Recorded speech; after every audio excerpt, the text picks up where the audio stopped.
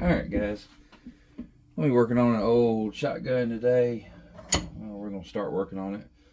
First thing we've got to do is take everything apart and see what needs to be fixed. This is an old, I believe this is an ETN, Saint ETN, French.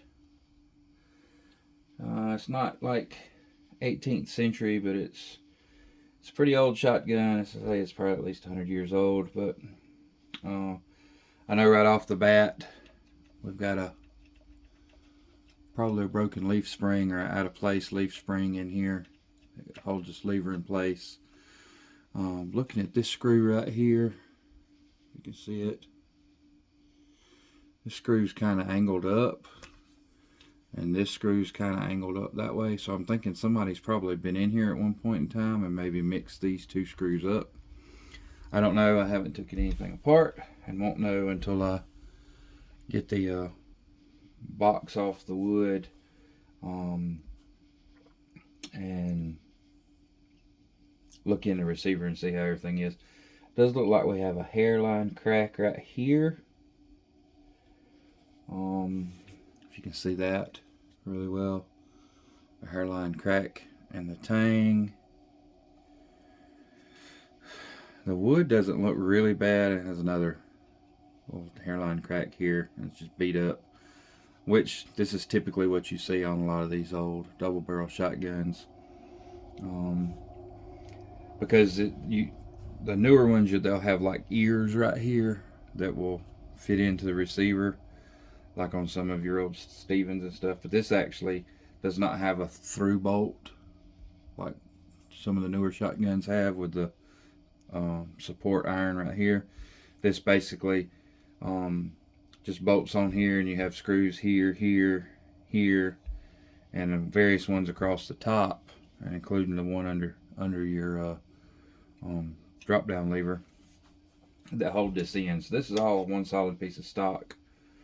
The checkering has been, looks like somebody has sanded this down.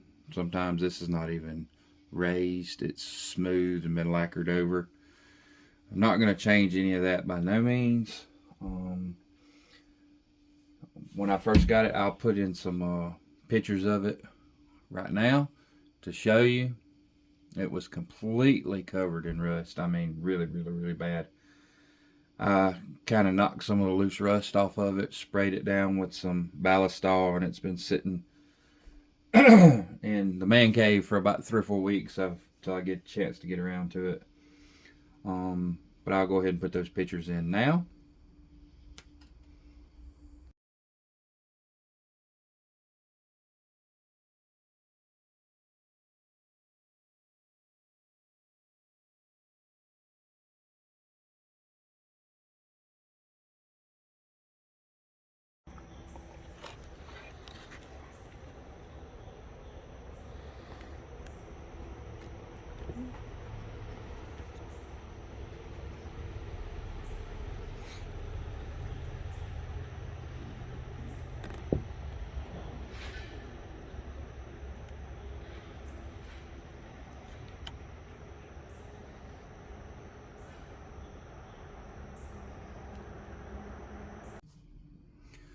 Alright, one other thing you noticed, it didn't have a buttstock butt plate. So it looks like somebody has drilled some different holes in there to accommodate something else, or tried to.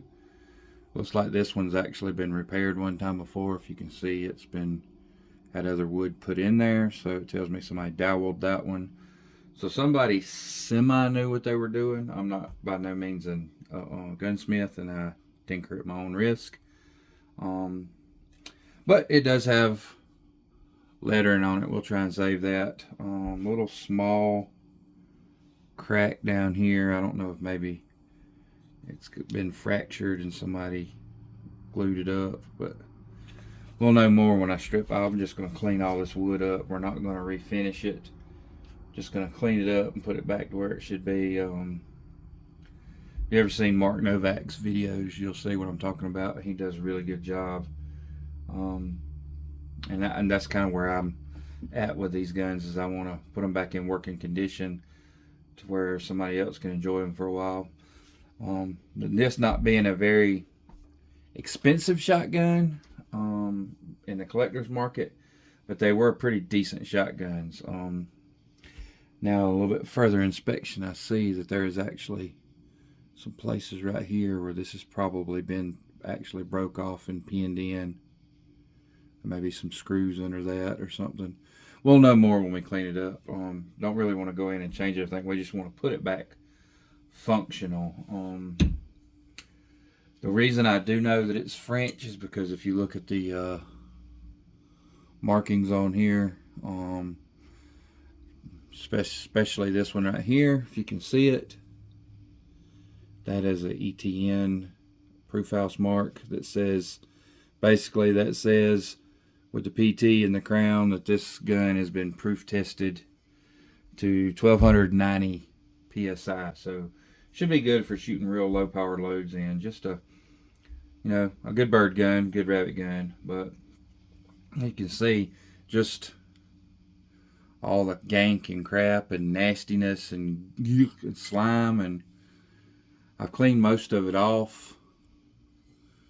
We're gonna take this thing apart, take this one little screw out here, pull out the ejector, extractor, whatever you want to call it, and we'll probably take this swivel off, and then we're just basically going to try and get all this. I think I've got it down enough now where I can boil it or steam it, and we're going to see if we can't save some of this. It's almost in the white. I would probably say this is going to need to be reblued, but we'll see how it looks when we steam it. I'll steam it and then I'll run it through the carding wheel and see how everything turns out. Do have a lot of junk up in this rib right here. I haven't rang the barrels yet to see. I wouldn't be surprised if these are dead barrels. If anybody that doesn't know what a dead barrel is, it means somewhere in here the solder has came loose. They should ping.